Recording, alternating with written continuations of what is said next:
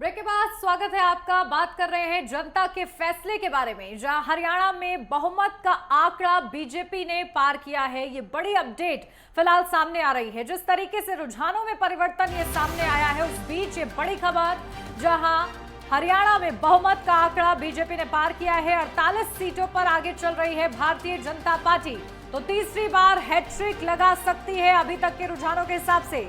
तो हरियाणा बीजेपी कांग्रेस 37 सीटों पर चल रही है हरियाणा में आगे। तो जम्मू कश्मीर में 90 सीटों पर मतगणना जारी है।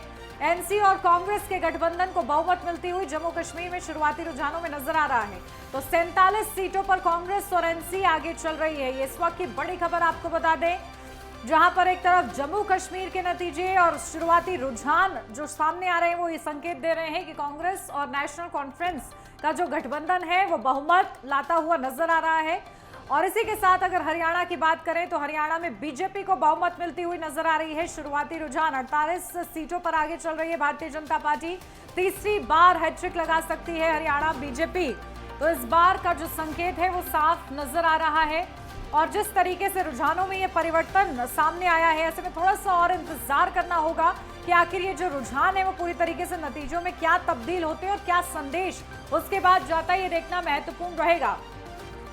बिल्कुल, और ये बड़ी जानकारी आपको दे रहे हैं। 47 सीटों पर कांग्रेस और एनसी जम्मू कश्मीर में आगे चल रही है। जम्मू कश्मीर में अगर बात की जाए तो देखिए लगातार बीजेपी पिछड़ती हुई। अगर हरियाणा की बात करें तो हरियाणा में बहुमत का आंकड़ा बीजेपी ने जरूर पार कर लिया है। 48 सीटों पर बीजेपी फिलहाल अभी आगे चल रही है और तीसरी बार हैट्रिक लगा सकती है हरियाणा बीजेपी।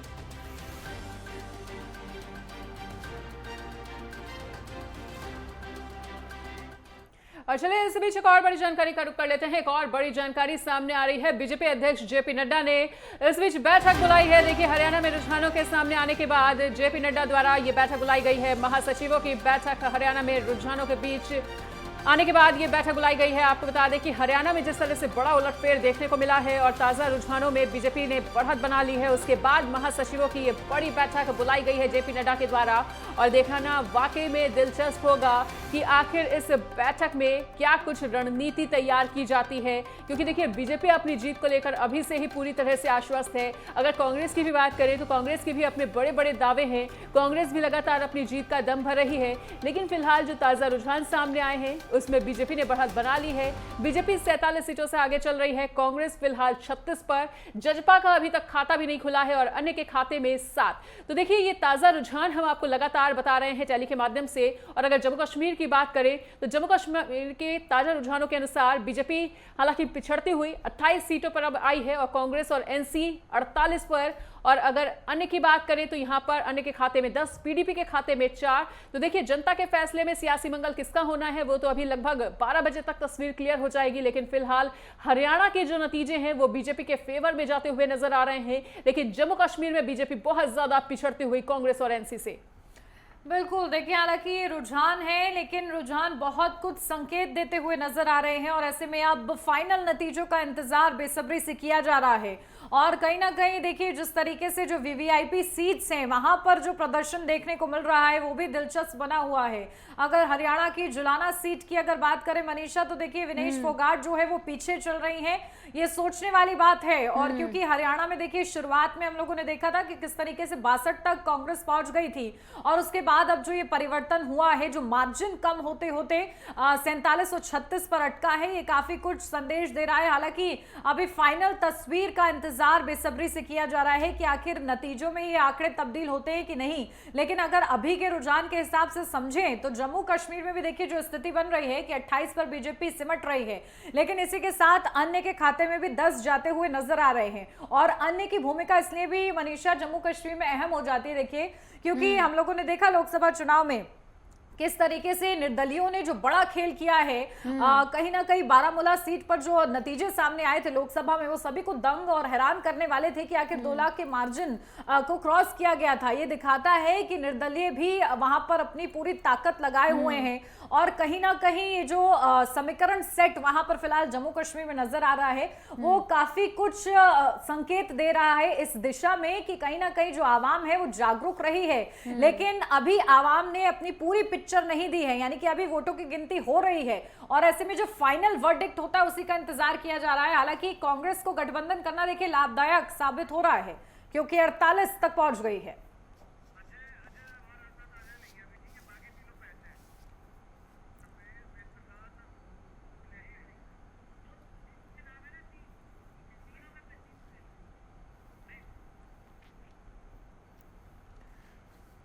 तो देखिए हमारे साथ खास मेहमान जुड़ गए हैं, सीधा आपको रूबरू करा देते हैं। हमारे साथ तपोष पाल बीजेपी प्रवक्ता जुड़ गए हैं, वेद प्रकाश विद्रोही कांग्रेस प्रवक्ता जुड़ गए हैं, दिनेश सिंह गेट राजनीतिक विश्लेषक जुड़ गए हैं। आप तीनों का बहुत स्वागत। और शुरुआत दिनेश सिंह गेट जी आपके साथ, क्योंकि जो अभी शुरुआती रुझान आ रहे हैं और हरियाणा की क्योंकि तस्वीर बदली है, जो शुरुआती रुझान हमने देखा कि 62 तक कांग्रेस पहुंच गई थी, अब ये मार्जिन कम होता हुआ नजर आ रहा है, बीजेपी ने बढ़त बनाई है। क्या संकेत और कितना हद तक परिवर्तन फिलहाल होने की संभावना?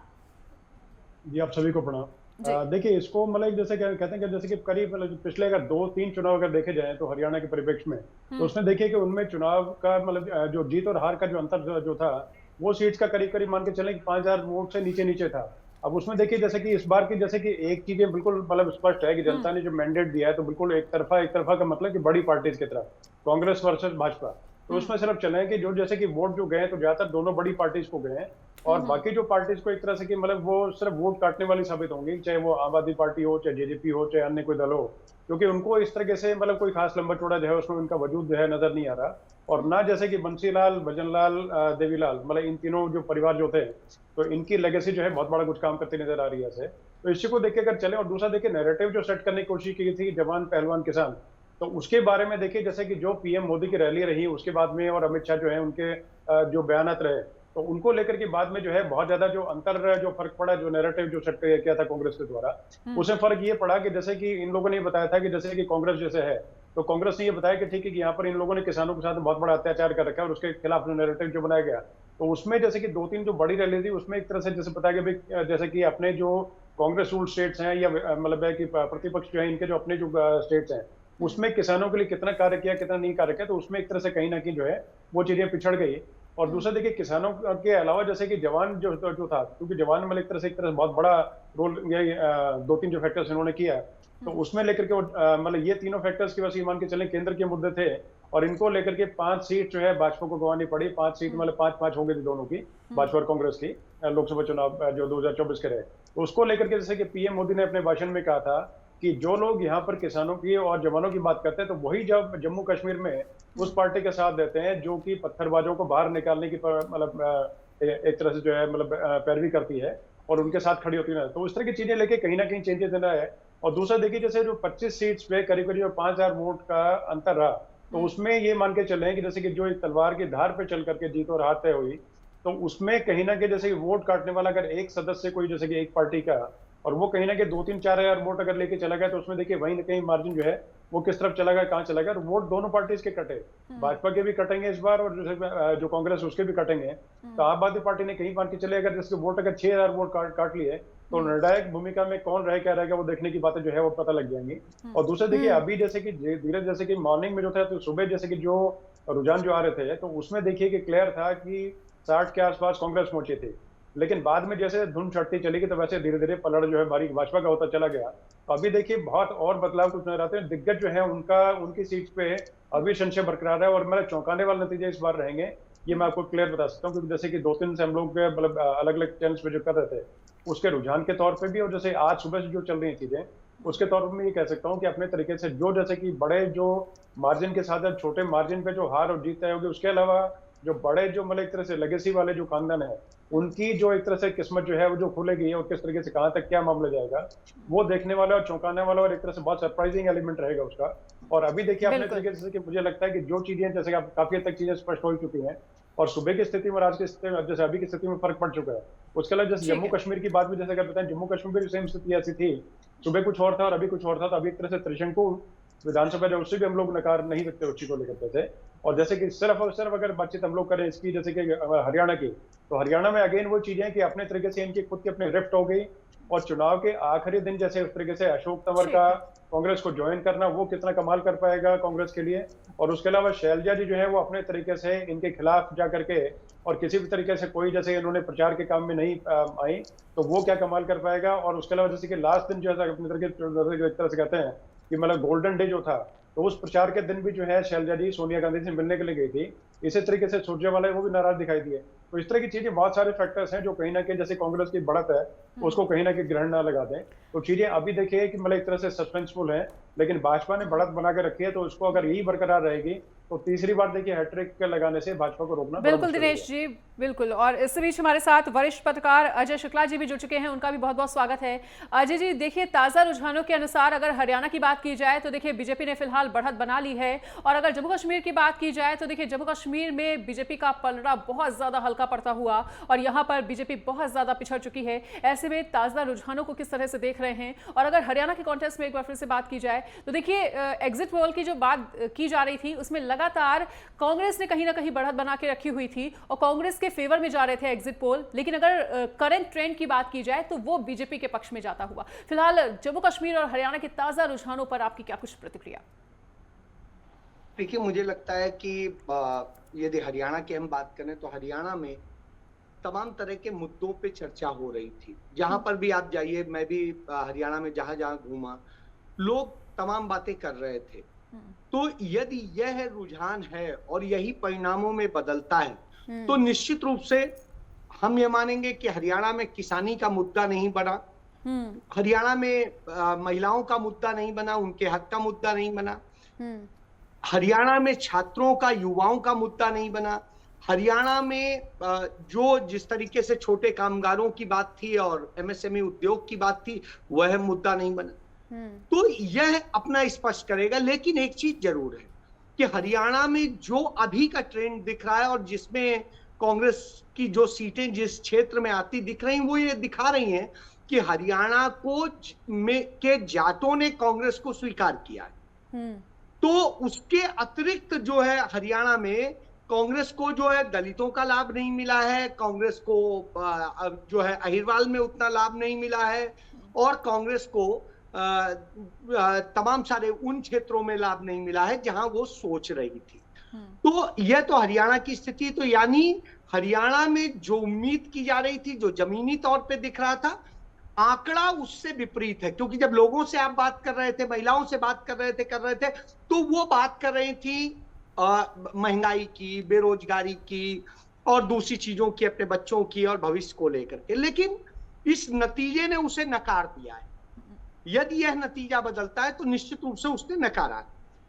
अब आप जाते हैं जम्मू कश्मीर में। जम्मू कश्मीर में जिस तरीके से भारतीय जनता पार्टी ने प्रस्तुत किया था, जो इस समय मौजूद है नतीजे, यदि वही आंकड़े बदलते हैं नतीजे में, तो उस स्थिति में इसका मतलब है जो अमन बहाली की बात हो रही थी, जो वहां पे विकास की बात हो रही थी, जो तमाम तरह से कहा जा रहा था पर्यटन बढ़ गया, ये बढ़ गया, वो बढ़ गया, तो वो भारतीय जनता पार्टी के दावों को नकार दिया है।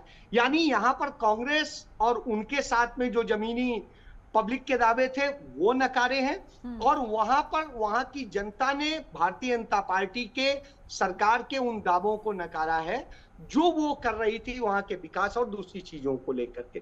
तो निश्चित रूप से इस तरह के आंकड़े अप्रत्याशित से लगते हैं, क्योंकि जो चीजें जमीनी तौर पे दिख रही थी वही नतीजों में जो अभी तक का रुझान है उसके मुताबिक नजर नहीं आ रही है। जी बिल्कुल, देखिए कहीं ना कहीं गंभीर मुद्दे जम्मू कश्मीर में खासा गिनवाए गए थे, राजनीतिक दलों की तरफ से कई बड़े बड़े मुद्दों पर दांव चला गया था, लेकिन तस्वीरों में वो किस तरीके से सटीक बैठता है ये देखना महत्वपूर्ण रहेगा। ठीक है, हमारे साथ खास मेहमान वेद प्रकाश विद्रोही जी भी जुड़े हुए हैं, कांग्रेस के प्रवक्ता हैं वो। वेद प्रकाश जी, देखिए हरियाणा में क्योंकि आप लोग कह रहे थे कि किसान, नौजवान और पहलवानों के बलबूते जो है कहीं ना कहीं आप लोग परिवर्तन ला देंगे, लेकिन फिलहाल जो अभी के रुझान है उस पर मायूसियत आई है, या फिर आप लोग को अभी भी उम्मीदें हैं एक बड़ा परिवर्तन होगा? देखिए, जो प्रारंभिक रुझान है वो निश्चित रूप से हमारी आशाओं के अनुरूप नहीं है। जी, अब देखते हैं ये 12 बजे तक इनका रुझान क्या होता है, कि मैं मानता हूं कि 12 बजे बाद जो सेटल्ड हो जाएगा फिर वो लगभग रुझान वही रहेगा। और मुझे जो लग रहा है इस समय के रुझान को देखकर कि कड़ी टक्कर है, कुछ भी हो सकता है। ना हम ये कह सकते कि कांग्रेस को बहुमत मिलेगा और ना हम ये कह सकते कि भाजपा को बहुमत मिलेगा। अभी की स्थिति है, अगर ये स्थिति 12 बजे तक भी यही रहती है तो बीजेपी को निश्चित रूप से बढ़त होगी। अब जिस तरह की लीड बताई जा रही है कि कहां किस क्षेत्रों में मिली, क्योंकि मैं तो हरियाणा के एक एक क्षेत्र को जानता हूं, तो मेरा तो स्पष्ट मानना है कि जो वर्तमान में जो लीड दिखाई जा रही है और भाजपा की जिन क्षेत्रों में जीत दिखाई जा रही है, उन जीत को देखने के बाद जो मेरी आशंका शुरू से ही थी, और मैंने टीवी पर तो नहीं कहा, पर मैंने पार्टी नेताओं के सामने वो रखा था कि भाई जातीय ध्रुवीकरण होगा। अगर आपने जाति ध्रुवीकरण को नहीं रोका तो अंतिम समय हो सकता है आपके हाथ से जीती हुई बाजी निकल जाए। तो जितना मैं थोड़ा बहुत समझ पाया हूं और जितना थोड़ी बहुत लीड मेरे को जानकारी हुई है कि भाई किन किन क्षेत्रों में किस किस पार्टी की लीड है, उससे मेरी ये शंका कुछ पुष्ट हुई है कि जनता के अंदर जाति ध्रुवीकरण हुआ है और जो मुद्दों की बात थी वो पिछड़ गई है और वो कांग्रेस की फेलियर है। मैं इसमें किसी दूसरे को दोष नहीं दूंगा, क्योंकि भाजपा तो शुरू से ये चाहती थी कि वे मुद्दों से भटकाव होकर जातीय ध्रुवीकरण की राजनीति, हरियाणा में जाट और गैर जाट की राजनीति हो ताकि भाजपा को लाभ मिल सके। तो वो उनकी अपनी रणनीति थी और उसी रणनीति पर उनका पूरा चुनाव अभियान, पूरा रणनीति नहीं, तो उनकी अगर ये स्ट्रैटेजी थी तो आप लोग इसको रोकने में नाकामयाब हुए, आप ये कह रहे हैं? मैं कह रहा हूं, मैं उनको दोष कहा दे रहा हूं, मैंने ये कहा कि ये दिख रहा था। ठीक है, और हमारे साथ तपोष पाल बीजेपी प्रवक्ता भी जुड़े हुए हैं, उनका रुख करना चाहेंगे।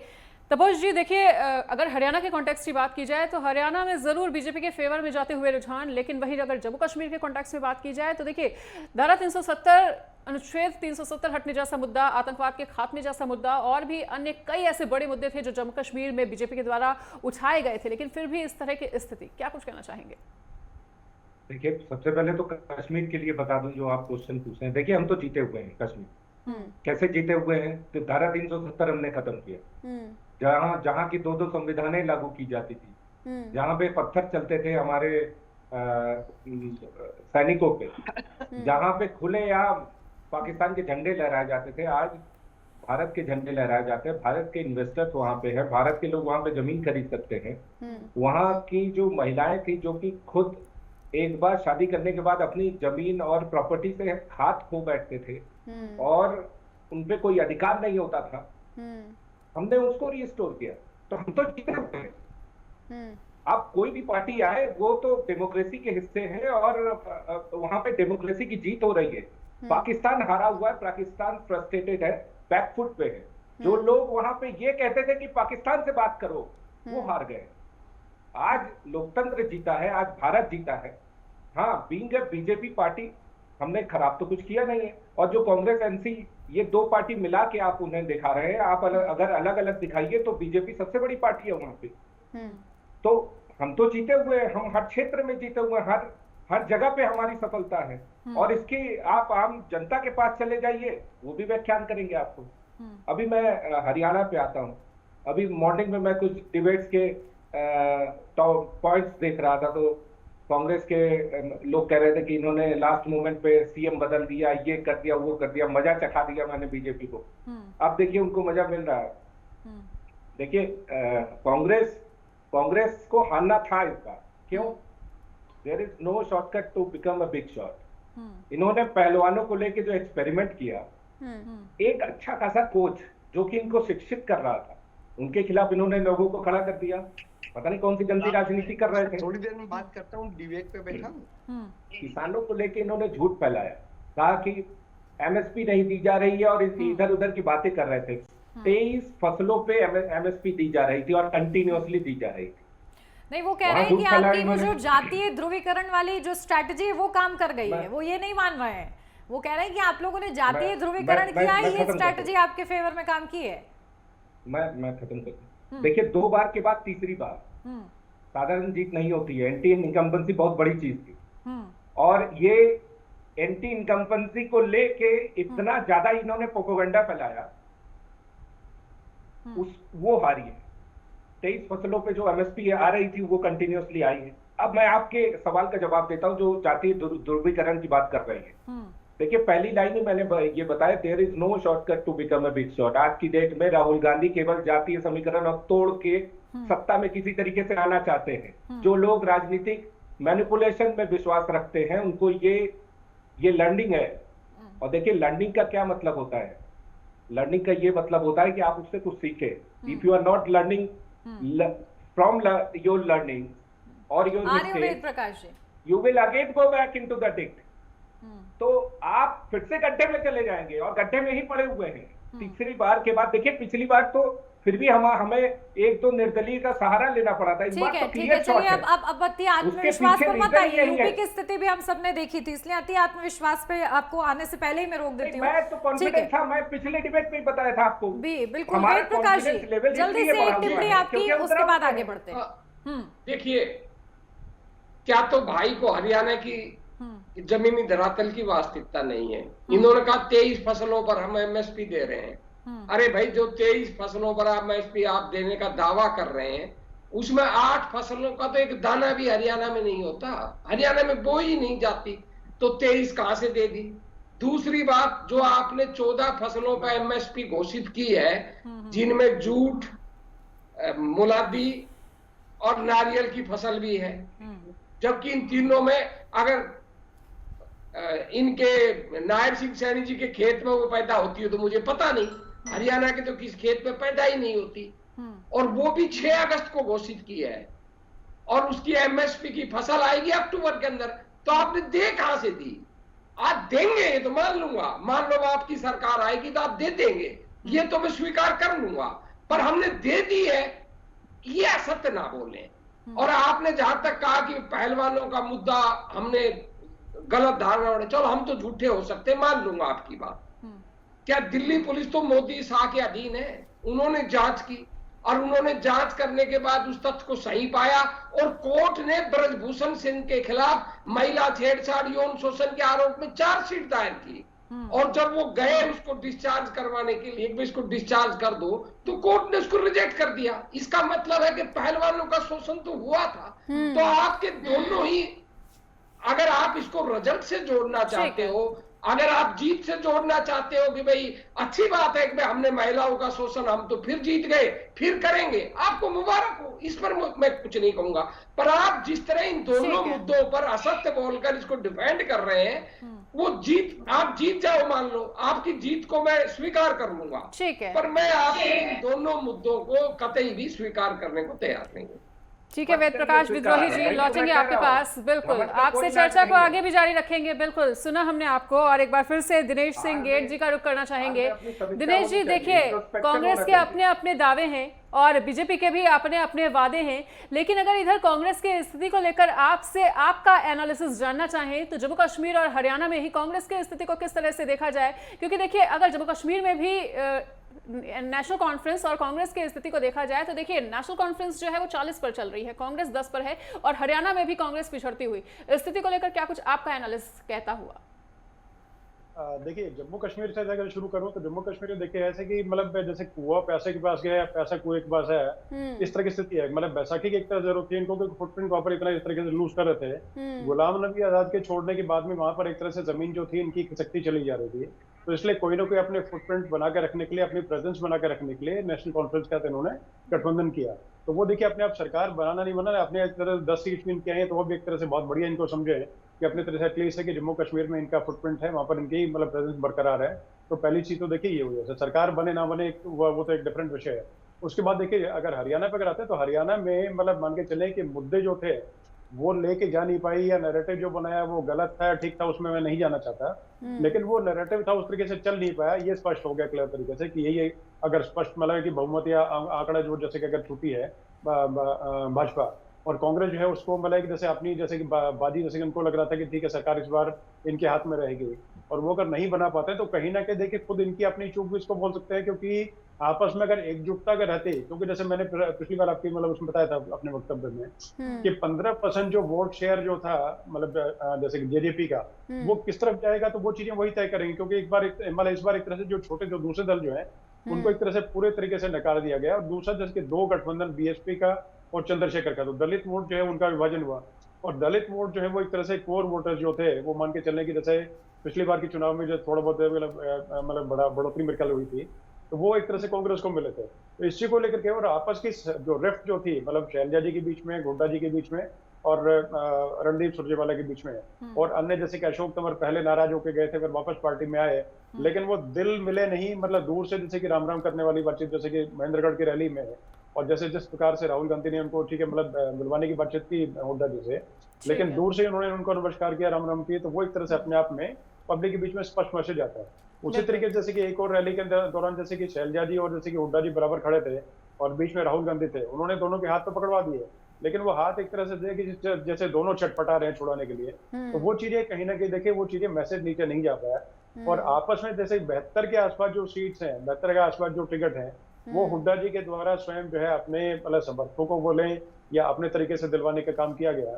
तो वो दूसरों के बीच में इसका रोष था, चीजें थी। तो आपस में जो मतलब कि जैसे कहते हैं कि इन फाइटिंग जो थी, जैसे कि 4 बर्तन होते हैं तो वो देखिए कहीं ना कहीं होते हैं तो बचते भी हैं, सब चीजें होती भी है, लेकिन वो अगर अंदर अगर घर में बजे तब एक संगीत ठीक है दिनेश जी, बिल्कुल तो ठीक है दिनेश जी, आपकी बातों को हमने सुना। आपके पास फिर से लौटेंगे और वेद प्रकाश विद्रोही जी से भी आपकी बातों पर रिएक्शन लेंगे, पर फिलहाल यहाँ पर रुकेंगे एक छोटे से ब्रेक के लिए।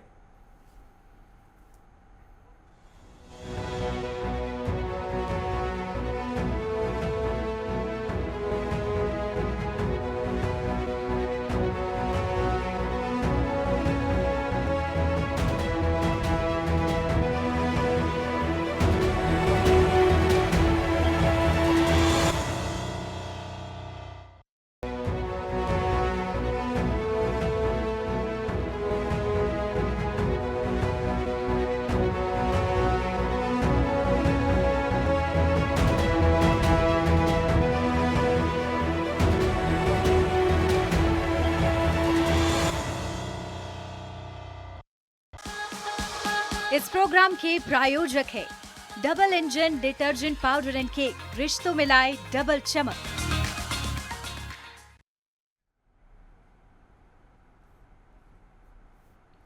ब्रेक के बाद स्वागत है आपका। बात कर रहे थे जनता के फैसले के बारे में, और आज हरियाणा और जम्मू कश्मीर के मतगणना का दिन है, यानी कि नतीजों का दिन है। ऐसे में रुझानों पर लगातार खास मेहमान हमारे साथ बने हुए हैं जिनके साथ चर्चा कर रहे हैं। सीधा मेहमानों का ही रुख कर लेते हैं। आपके पास आती हूँ अजय शुक्ला जी, क्योंकि कहीं ना कहीं जम्मू कश्मीर की अगर स्थिति की मैं बात करूं तो जो रुझान सामने आए हैं वो ये दिखा रहे हैं कि कांग्रेस के लिए कहीं ना कहीं लाभदायक ये रहा है कि उसने नेशनल कॉन्फ्रेंस के साथ गठबंधन किया है, लेकिन यहाँ पर पीडीपी की स्थिति समझने से विपरीत नजर आ रही है। क्योंकि अगर 2014 के हम लोग देखें तो कहीं ना कहीं एक बड़ी पार्टी के रूप में पीडीपी थी, लेकिन ऐसा क्या हुआ कि आखिर 4 सीटों पर ही सिमटती हुई नजर आ रही है, जो अभी रुझान फिलहाल कह रहे हैं। देखिए दोनों का वोटिंग एरिया एक है और वोटर भी लगभग सिमिलर से हैं। तो ऐसी स्थिति में यदि एक तरफ जा रहा है तो ये होता है सामान्य तौर पे कि दूसरे का भी दूसरी तरफ ही जाता है, तो वो चीजें कहीं ना कहीं प्रभाव डालती हैं। तो ये वजह है कि उड़का वाला वोट एनसी की तरफ आ गया। कांग्रेस का जो राहुल गांधी का वहां पर चेहरा था, चूंकि जम्मू कश्मीर में ज्यादा भरोसेमंद था, उसका लाभ मिला है और उसके कारण से ये चीज हुई। जो 370 को लेके एक भ्रम फैलाया गया था कि एक देश एक विधान एक वो एक तो जम्मू कश्मीर की जनता ने झूठा करार दिया है, क्योंकि संविधान में ही यदि 370 है तो 371 भी है, और 71 में जितने राज्य हैं उनमें भी उसी तरह के प्रावधान है लगभग। तो यह समझा जा सकता है कि कहीं पर भी इस तरह की चीजें वहां पर चली नहीं। वहां के लोकल लोगों को लगा है कि शायद 370 खत्म करके उनके साथ अन्याय हुआ है, उनके हक छीने गए हैं, उनकी जमीनों पर कब्जा कराया गया है चंद पूंजीपतियों का, और इसका प्रभाव जो है वहां पर देखने को मिल रहा है। तो यह वहां पर एक नैरेटिव। उसके अलावा जो वहां बागवान का समस्या थी उस समस्या को लेकर भी चीजें आई हैं। तो लोकल जो लोग हैं वो उन चीजों को लेकर के बहुत ज्यादा संजीदा है, वो अपने उसको, और उसी का असर चूंकि लद्दाख में भी पड़ता था, तो आप देखिए लद्दाख में भी इसी चीज को लेकर के विरोध हो रहा है कि जिस तरीके से वहां की प्राकृतिक और दूसरी संरक्षा थी उसे गायब किया गया है, चंद लोगों के पूंजीपतियों और सबको देने के चक्कर में किया गया। तो ये एडजॉइनिंग थे, तीनों एक ही राज्य थे, तो आज टूट करके टुकड़े टुकड़े हो गए हैं। तो ऐसी स्थिति में निश्चित रूप से उसका नुकसान भारतीय जनता पार्टी को मिल रहा है।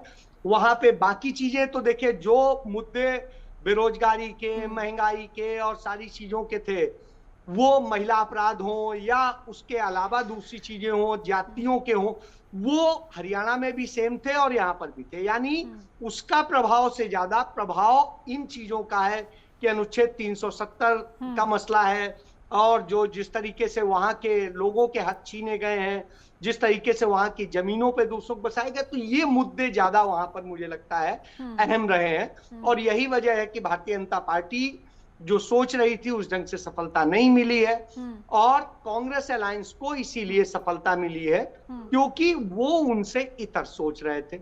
हरियाणा में इसका बिल्कुल उल्टा देखने को मिल रहा है। तो वो बिल्कुल बिल्कुल यही तस्वीर कहा भी गया, देखिए कांग्रेस की तरफ से।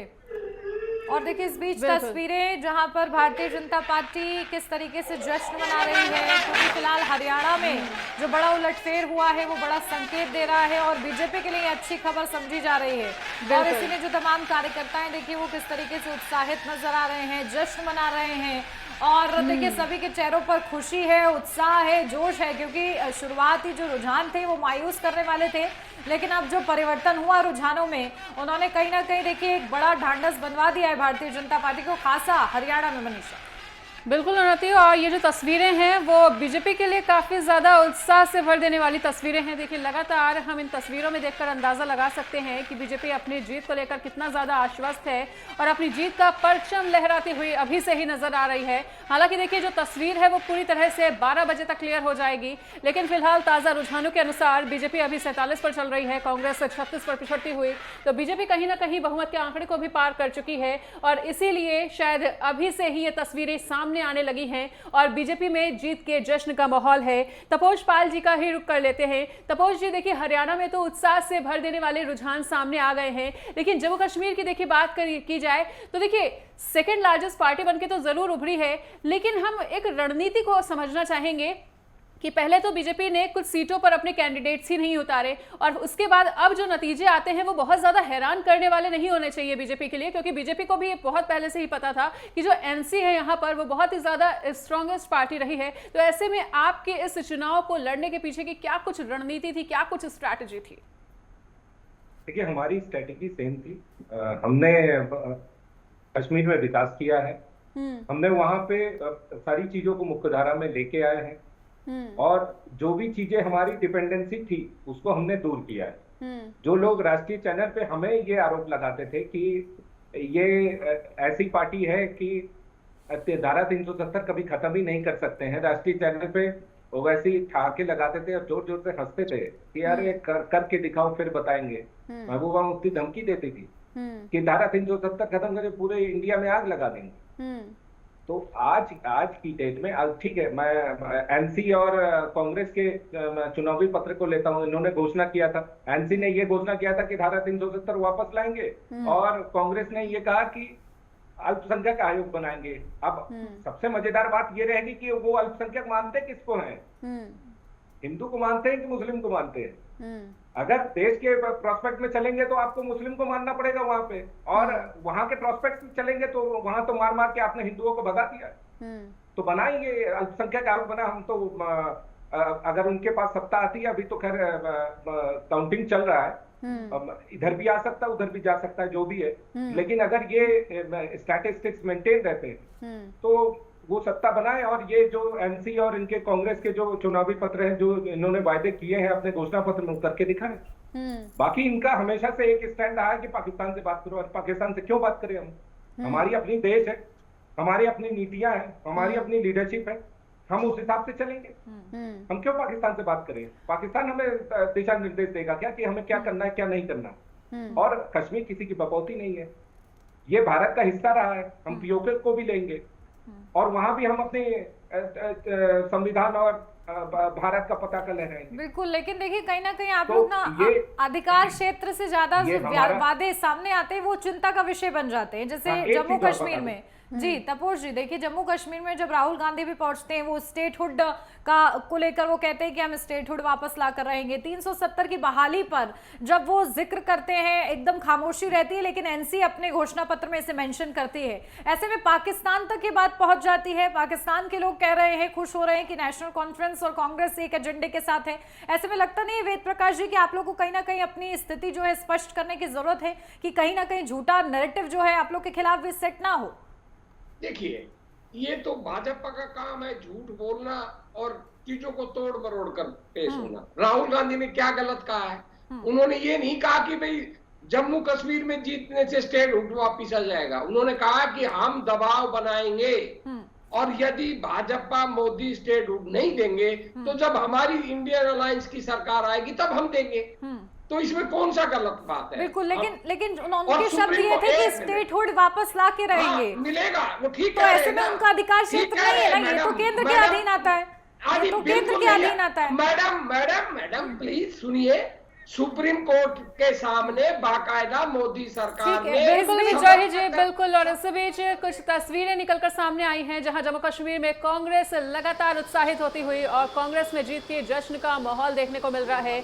और ये ताज़ा तस्वीरें हम आपको दिखा रहे हैं जम्मू कश्मीर से, जहां कांग्रेसी अपनी जीत का जश्न मनाते हुए, क्योंकि लगातार जो रुझान सामने आ रहे हैं उसमें कांग्रेस और नेशनल कॉन्फ्रेंस ने बढ़त बना के रखी हुई है। देखिए 48 पर चल रही है ये अलायंस और बीजेपी 28 पर ही फिलहाल सिमटते हुए, पीडीपी के खाते में 4 और अन्य के खाते में 10। तो ये ताज़ा रुझान सामने आने के बाद की तस्वीरें हैं जहां कांग्रेस अभी से ही अपनी जीत का जश्न मनाने लगी है। और हालांकि अगर देखिए अलायंस में है कांग्रेस, और अगर नेशनल कॉन्फ्रेंस की बात की जाए तो नेशनल कॉन्फ्रेंस बहुत ही मजबूती के साथ खड़ी है। कांग्रेस पीछे पीछे उसका पीछा करती हुई नजर आ रही है और एक बढ़त बना के रखी हुई है दोनों ही पार्टियों ने एक अलायंस में, एक गठबंधन के तौर पर। और अगर हरियाणा में बात की जाए तो कुछ ऐसी ही तस्वीरें हरियाणा से भी सामने आ रही थी जहां बीजेपी में जीत का जश्न बन रहा था। तो देखिए उन्नति, ये तस्वीरें बहुत कुछ संकेत देती हैं कि अभी से ही जम्मू कश्मीर में कहीं ना कहीं गठबंधन की सरकार बनने की कगार पर।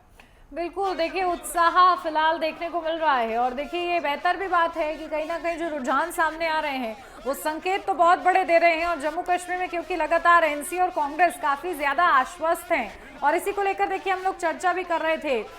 खास मेहमान भी हमारे साथ बने हुए हैं। वेद प्रकाश जी, जी आप अपनी बात पूरी कीजिए। देखिए मैडम, आपको पता होना चाहिए केंद्र सरकार ने सुप्रीम कोर्ट के सामने एफिडेविट दिया है जी कि हम जम्मू कश्मीर का स्टेटहुड वापिस करेंगे। तो राहुल गांधी विपक्ष के नेता के नाते ठीक कह रहे हैं कि हम दबाव बनाएंगे, उसको दिलवाएंगे, और अगर ये नहीं देंगे तो दोबारा सुप्रीम कोर्ट में जाएंगे, इनके खिलाफ अवमानना का केस चलेगा। इन्होंने स्वीकार किया सुप्रीम कोर्ट में कि भाई हम विधानसभा का चुनाव का निर्देश किसने दिया था? सुप्रीम कोर्ट ने, कि 30 सितंबर तक अब हर हालत में आप चुनाव करवाओ। तब 1 अक्टूबर तक वहां चुनाव हुआ, नहीं तो चुनाव कराने को तैयार ही नहीं थे। लेकिन विद्रोही जी, इधर मेरी सहयोगी उन्नति जो है वो इस बात को लेकर तो जिक्र कर ही नहीं रही ने कि राहुल गांधी ने इस बात को लेकर दबाव बनाया। उन्होंने तो पूरी तरह से एक फर्म स्टेटमेंट दे दिया था कि अगर हमारी सरकार बनती है तो वो स्टेटमेंट वापस ला के ही रखेंगे। मैं आप गलत व्याख्या कर रही हैं। वो ठीक कह रहे हैं कि हम ला कर रहेंगे। वो क्या ये आपके अधिकार क्षेत्र में आता है सर? बिल्कुल, क्यों नहीं है? जब किसी सरकार ने सुप्रीम कोर्ट के अंदर लोकसभा इलेक्शन नहीं हो रहा है सर, लोकसभा इलेक्शन के कॉन्टेक्स्ट में बात नहीं हो रही है। विधानसभा इलेक्शन है, विधानसभा के हिसाब से ही दावे करने चाहिए ना। क्या करूं मैडम, सुनिए ना, जब सुप्रीम कोर्ट में एक सरकार ने लिखित एफिडेविट दे दिया, वो एक बाउंड है, वो मोदी सरकार को उसको लागू करना पड़ेगा, और नहीं लागू करेंगे तो उनके खिलाफ कंटेम्प्ट आएगा। कैसे लागू नहीं करेंगे? हमारे देश की सर्वोच्च अदालत तो सुप्रीम कोर्ट है ना, और सुप्रीम कोर्ट में लिखित एफिडेविट है सरकार का कि हम लेकिन इसको लागू केंद्रीय गृह करेंगे। मंत्री अमित शाह ने कहा है कि सही समय आएगा तो स्टेटहुड दिया जाएगा। वो भी इस बात को इनकार नहीं कर रहे। ये ठीक है, ये सही समय ये तय नहीं करेंगे, क्या कहते हैं अमित शाह जी विधानसभा के तुरंत बाद। ठीक है, आपका तात्पर्य मैं समझ गई सर, आप तात्पर्य ये पूछना चाह रहे हैं कि बीजेपी की मंशा है कि नहीं? उन्नति जी एक लाइन बिल्कुल बिल्कुल, आप रखिए सर, बिल्कुल। विधानसभा के अंदर अगर हमें सरकार हमारी बन जाती है, हम प्रस्ताव पास कर कर केंद्र के पास भेजेंगे। अगर केंद्र उस पर तुरंत कार्रवाई नहीं करेगा तो हम सुप्रीम कोर्ट में जाके कंटेम्प्ट की कार्रवाई शुरू करवाएंगे, इनको लागू करवा कर दम लेंगे। यही कहा है राहुल गांधी ने। ठीक, व्याख्या करना आपने उनके शब्दों को बेहतर कर दिया, ये भी बेहतर बात है। ठीक है तपोष जी, क्योंकि बार बार आप लोग की मंशा पर कहीं ना कहीं सवाल उठते हैं कि आखिर आप लोग स्टेटहुड क्या नहीं दिलाना चाहते हैं, क्योंकि शुरुआत से ही आप लोग पर कि आप लोग मोनोपोली पर बहुत ज्यादा विश्वास करते हैं। ऐसा है क्या? जम्मू कश्मीर में तस्वीर, क्योंकि आवाम बहुत ज्यादा आशाबद्ध हुई है और इसीलिए वो अपने घरों से निकली है, मतदान इतना अच्छा खासा हुआ है, तो ऐसे में उनकी जो मंशा है, आप लोग की क्या मंशा है, फिलहाल स्पष्ट कीजिए उसको जरा। देखिए, ज्ञान का घमंड तो सबको है, लेकिन घमंड का ज्ञान किसी को नहीं है। वेद प्रकाश जी की बातों को सुन के यही लगता है। अभी कुछ दिन पहले जब आपने उनसे पूछा था कि हरियाणा की स्थिति कैसे है, तो कहना नहीं, हम मानेंगे नहीं, वो एमएसपी ये है जो है, नहीं मानेंगे सर, मैंने कब कहा है? बोलिए, मैंने नहीं, फिर आप गलत कह रहे। मैंने केवल कहा था कि एमएसपी पर, ठीक है, मैंने स्वीकार करेंगे, मैंने कब कहा नहीं मानेंगे? ठीक है, चलिए, आज तो तू मैं की बहस का दिन ही नहीं है, आज तो इस बहस का दिन ही नहीं है। ठीक है, चिल्लाने से कुछ नहीं मिलेगा आपको। ठीक है तपोष जी, आप अपने शब्दों को खोएंगे। देखिए, अभी आप ये जो है, आपके ऊपर भी मैडम ये चिल्लाना शुरू कर रही है, मेरे ऊपर भी चिल्ला रहे थे, ये झूठ बोल रहे, वो झूठ बोल, सब पूरा दुनिया भर का ज्ञान इन्हीं को है और बाकी पूरी दुनिया जो है निचले स्तर पे। देखिए, दिक्कत यही है, इन्होंने क्या कहा कि नहीं हम सीखेंगे नहीं, ये साथ हमसे कोई मतलब नहीं, हमें ग्राउंड की सबसे ज्यादा अरे ग्राउंड की आपको नॉलेज होती तो आप जीत गए होते, आप क्यों हारे? इसका मतलब ग्राउंड नहीं, ग्राउंड की जानकारी आपको नहीं थी। सिटिंग पहलवानों को लेके आपने जो एक्सपेरिमेंट किया, हमने इंटरनेशनल कोचेस किए, हमने इंटरनेशनल वकील किए, फिर भी वो हारे। क्यों हार गए? जबरदस्ती राजनीति में उसको पकड़ पकड़ के आप लेके आए। देखिए, किसी भी चीज के अचीवमेंट के लिए 3 मुख्य बातें होती है, प्रोफेशनलिज्म, रिस्पेक्ट एंड परसिवरेंस। वो किस क्षेत्र में काम कर रहे थे? पहलवानी के क्षेत्र में काम कर रहे थे। आप उनको उठा के सीधा सीधा ला के पॉलिटिक्स में ढकेल दिए। क्या हुआ? आपका जनाधार चला गया, आपकी छीछा लीडर हुई है। आप किसी से भी जाके पूछ लीजिए पहलवानों को लेके क्या है, लड़के लड़कियां सबसे, आप केवल महिलाओं का इशू थोड़ी ना उठाए। और अगर महिलाओं का देखा जाए तो आप केवल मणिपुर पे कॉन्सेंट्रेट करते रहे, आप वेस्ट बंगाल पे कभी नहीं गए। तो महिलाओं के क्षेत्र में तो आप खुद नीचे चले गए। अभी भी जो है आरजेकर की घटना में देखिए, न राहुल गांधी गए, न कांग्रेस का वहां कोई लीडर गया, न इंडी गठबंधन का कोई व्यक्ति गया।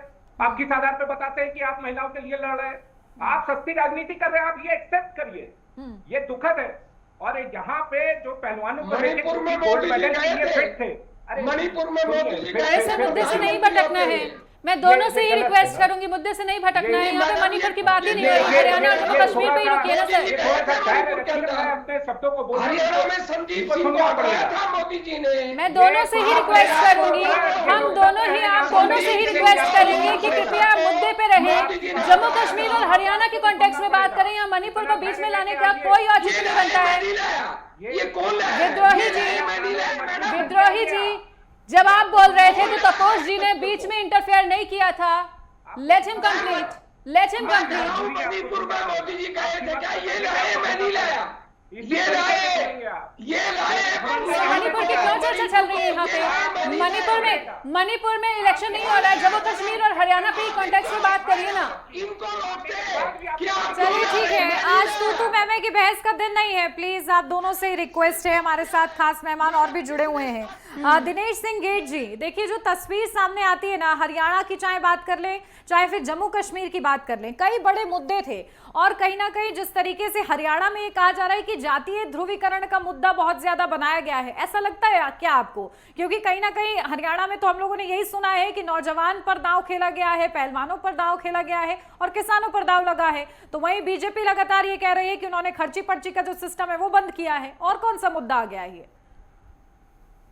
बिल्कुल ठीक आपने बोला। देखिए, मुद्दे जो थे वो 3 ही वाले बड़े मुद्दे थे, उनका नैरेटिव बनाने की कोशिश की गई। दूसरा देखिए, जैसे कि राहुल गांधी उन्होंने जैसे कि न्यूयॉर्क में जाकर के बोला कि जात पात की बात को लेकर के, या जैसे कि रेजोल्यूशन को लेकर बात करें, तो विरोधाभासी देखिए चीजें रही थे। पहले भी जैसे एक तरह से उन्होंने बताया कि ठीक है ओबीसी की बात को लेकर था, लेकिन ओबीसी के बारे में जब बातचीत चली तो उसने बताया कि आपने अपने प्रदेशों में कितना ओबीसी को सपोर्ट कर रखा है। दूसरी बात जैसे आई तो उस टाइम पर उन्होंने जैसे कि न्यूयॉर्क में जाके बोला कि वहां पर कितने मतलब भारत में कितने जो सिख हैं किस तरीके से मतलब पगड़ी पहन सकते हैं या कड़ा पहन सकते हैं, उनको क्या दिक्कत होती है क्या होती है, जिसको लेके कहीं ना कहीं नैरेटिव जो था उनका एक तरह से मतलब है कि फ्लॉप हो गया। तो उस तरह की चीजें थी। और दूसरा देखिए जैसे कि जवान पहलवान किसान वाले जो नैरेटिव था वो भी उस तरीके से पूरे तरीके से, क्योंकि जैसे अभी जैसे आंकड़े जैसे हमारे सामने आ ही रहे थे और अभी जैसे रुझान भी स्पष्ट हो गए, जैसे 12 बज के तो अभी तक जो चीजें रहेंगी तो मुझे लगता है अब काफी हद तक धुन जो है छट चुकी है और काफी हद तक चीजें जो है आंकड़े और इसी को मजबूत कर रहे हैं। कुछ जैसे जगह पे जैसे कि बहुत कम मार्जिन वाली जो सीट्स हैं वहां पे कुछ बदलाव हो जाए अलग बात है, लेकिन फिर भी अगर कुछ कम अगर रहेगा भी तो देखिए हरियाणा के परिप्रेक्ष्य में अगर बातचीत करें तो उसमें देखिए क्लियर है कि उसमें अगर ये कि 2-4-5 सीट्स का अगर फर्क भाजपा को अगर पड़ता भी है तो उसके देखिए निर्दलीय जो है वो तैयार है साथ साथ, क्योंकि सत्ता के साथ में सब जाना चाहते हैं।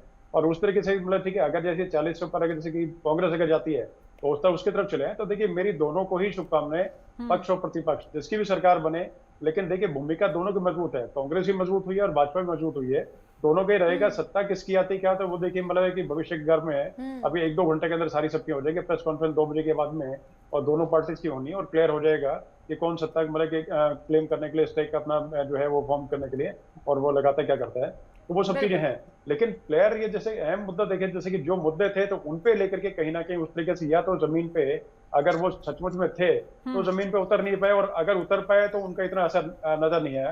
क्योंकि देखिए विनेश फोगाट है तो विनेश फोगाट के सामने जो दूसरी पहलवान है वो भी देखिए पहलवान ही है, तो पहलवान वर्सेस पहलवान, अब उसमें किस तरीके से कहां पर कौन जीतती क्या आती है तो वो तो देखिए अलग चीज है, लेकिन दोनों ही अपने तरीके से मजबूत हैं कैंडिडेट। उसी तरीके जैसे कि और अन्य सीट्स को लेकर के बोले तो इसी तरीके से वो चीजें कि जैसे नैरेटिव जो है वो उस तरीके से वाकई में था तो सरकार ने इसे अपने तरीके से स्पष्टीकरण दिया कि उसको बेस्ट से बेस्ट जो कोच है वो प्रोवाइड किए गए, बेस्ट से बेस्ट जो है उन्हें कोचिंग प्रोवाइड की गई, बेस्ट से बेस्ट जो है अपना ट्रीटमेंट जो है वो दिया गया। मतलब उसमें जैसे कि अगर वो जब उन्होंने जब वो 1-2 किलो का जो मतलब जो जैसे बातचीत थी उसको लेकर के या 100-200 ग्राम को लेकर बातचीत थी तो उसने काफी मतलब सारी रात भर मतलब जैसे पसीना बहाने के काम किया दिनेश फोगाट ने, लेकिन फिर भी कितने तरीके उनका दुर्भाग्य की बातचीत बोले, मेहनत उन्होंने मतलब कम नहीं की थी उसमें कोई डाउट नहीं है, अपनी मेहनत बहुत ज्यादा की थी।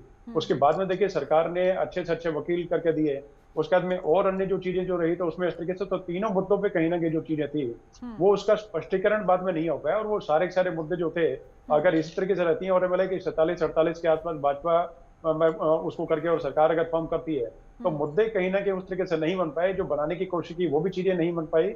और अगेन जिन चीजों को लेकर विनेश फोगाट एक तरह से एक चेहरा बनाया गया था, वो चेहरा बना करके एक तरह से एक मुद्दे को एक तरह से ज्वलन करके और उसको ऊपर उठाने का काम कांग्रेस नहीं किया, क्योंकि जगह से वापस आई भी थी ओलंपिक से तो उस टाइम लेने के लिए दीपेंद्र हुड्डा जो है वो स्वयं गए थे, एयरपोर्ट पे गए थे, तो उस चीज को लेकर के और अन्य जो चीजें तो वो नैरेटिव कहीं ना कहीं उस तरीके से कामयाब नहीं हो पाए।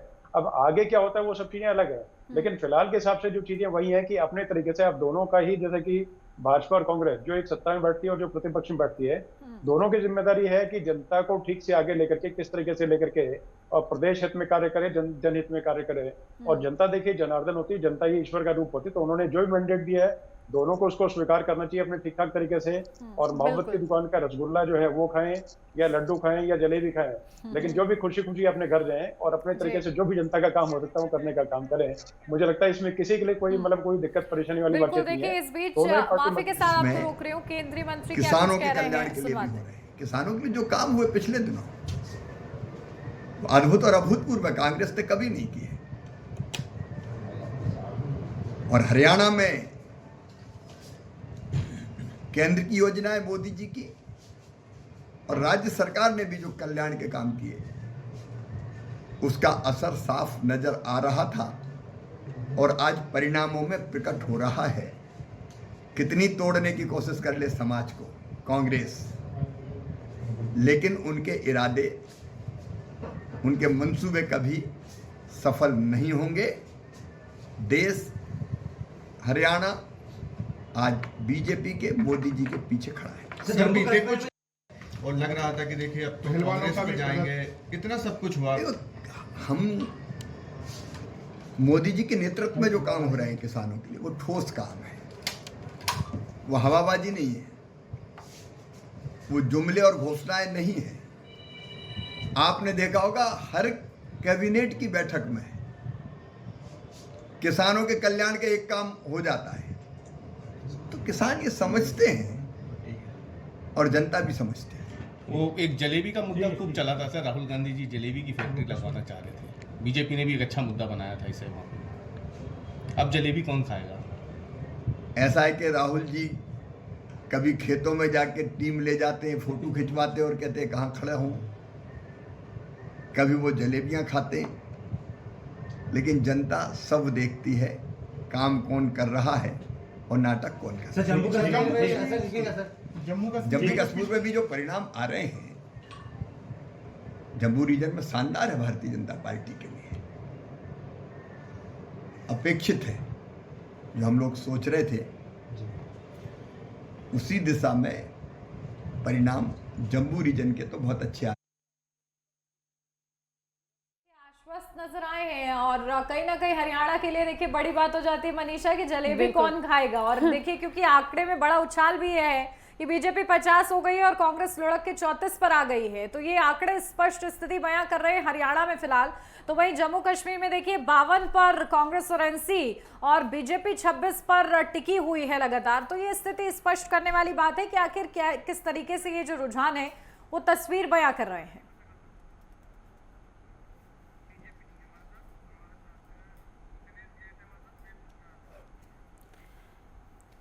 बिल्कुल, तो जनता के फैसले में सियासी मंगल फिलहाल अगर हरियाणा की बात की जाए तो बीजेपी का होता हुआ नजर आ रहा है, लेकिन अगर जम्मू कश्मीर के कॉन्टेक्स्ट में बात की जाए तो जो रुझान है उसमें कहीं ना कहीं बीजेपी काफी ज्यादा पिछड़ती हुई।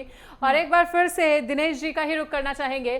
दिनेश जी, देखिए काफी देर से मुद्दों पर बातचीत चल रही है कि कौन कौन से मुद्दे किसके लिए काम कर गए, किसके लिए काम नहीं कर गए, लेकिन अगर देखिए जम्मू कश्मीर में कारणों की बात की जाए, कारणों के स्पष्टीकरण को लेकर देखा जाए तो बीजेपी की स्थिति को किस तरह से समझा जाए, क्योंकि देखिए बीजेपी के फायर ब्रांड नेता माने जाते हैं अध्यक्ष सुरेंद्र रैना, और उनका पिछड़ जाना किस तरह से बीजेपी को स्थिति को देखा जाए?